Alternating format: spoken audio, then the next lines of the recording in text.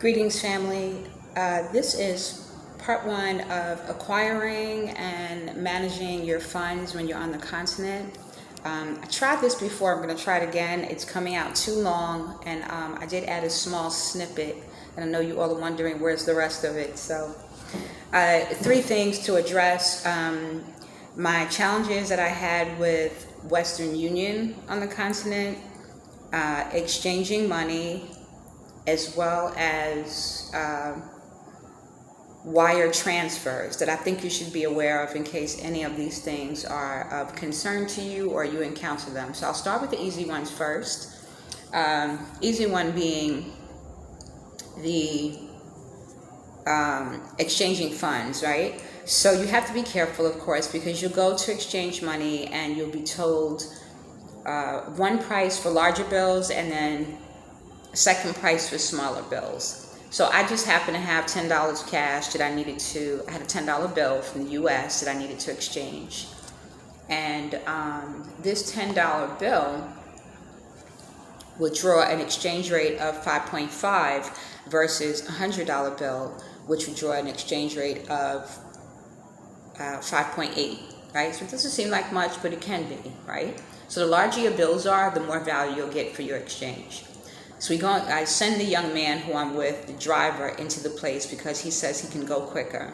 He goes in, he comes back, he gives me 10 $5 Ghana CDs, bills. Okay. So I'm like, something about this isn't right. I expect a better exchange rate if I'm not in a formal place like the airport. So I asked him what the exchange rate was. He says, I don't know, this is what the lady gave me.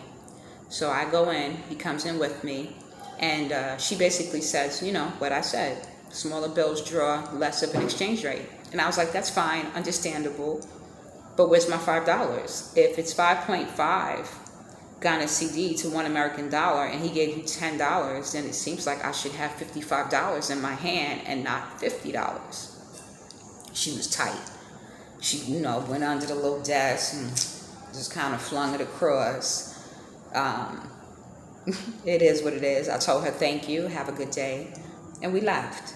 The young man also received a lesson. He may not be very quick with math, but just to be careful about when he is exchanging for other people.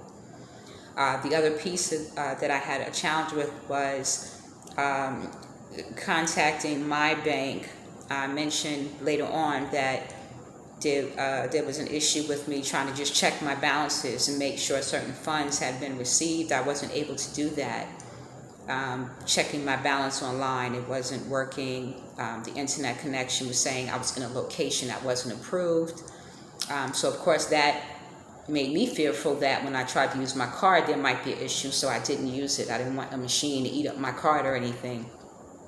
So I contacted my bank on an 800 number, and I spoke to them about my concerns, as well as, being frustrated because I went into the bank before I left and told them I'd be in 3 countries, Ghana, Sierra Leone, and Gambia. So why is there an issue when I'm with me just checking my balance online?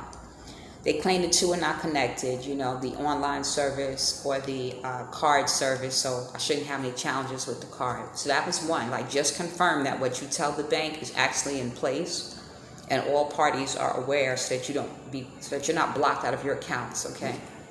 So the last thing was the Western Union piece. I was expecting some funds that were to be wired to me before I left.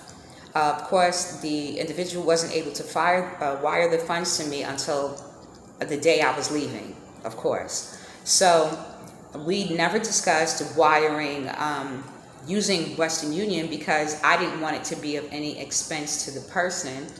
So there was no wire Western Union or MoneyGram. An option just wasn't an option for me because I don't use those services. I was looking more at the apps, Zelle, Google Pay, PayPal. It's immediate. It's a one-day transfer. There's no question about if it's there, that sort of thing. I'm sorry. I'm thinking my nose is kind of itching. I get like an itch here from allergies sometime. It's not quite flaring up, but I just feel like a sensitive, and it could be something I ate because I'm trying all these fruits. It could be seasoning. No breakouts or anything yet, just a weird little like tingling. Could be something, maybe one of the soaps I washed my hands with as well. Nevertheless, so the wire, it was like wired the day that I left, right? So I go to the airport, I was at a bank and I asked, was the wire ready? The person wasn't ready to do the wire.